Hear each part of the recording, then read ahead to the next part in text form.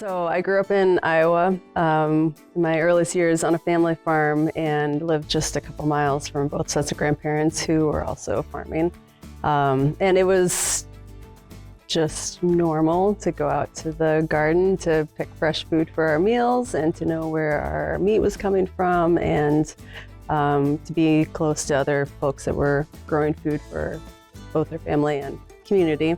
Sola is a community farm, and that we work in a lot of different ways, and that our mission first and foremost is to feed people in our community, especially those with limited food dollars.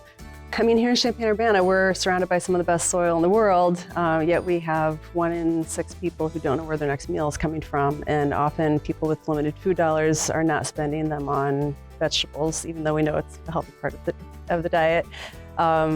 And that's because, they're expensive, they're perishable, sometimes they're hard to access, they require preparation. So that's why our farm was started, to really address food insecurity and make sure that everyone has access to good, healthy food, and also can learn how to grow food for themselves and for their neighbors. So that's what drives us here every day. And same thing with the farm school program. When we know that 2/3 of the kids are low income, it's a great opportunity for us to be teaching kids how to make those healthy choices, broaden their palates, try planting a seed and see what happens.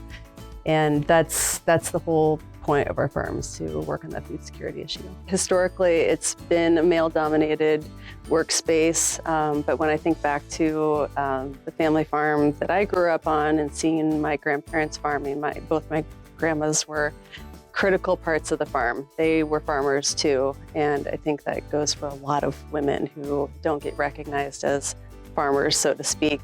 So I think representation matters, and I think that you just, when you have diversity in the workplace, you bring so many different types of efforts, skills, mindsets to the work ahead of us. And I think especially in agriculture, there's a lot of opportunity for creativity, and there's lots of different ways to go about it.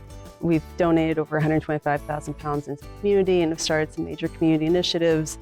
And we've done that because people have folded in their times and talents. To be able to come to work and know that I'm helping to make a difference, I'm helping others also to make a difference. I think that's why we have so many people volunteering here and plugging into our program, because you can see the results of your actions, and that's huge.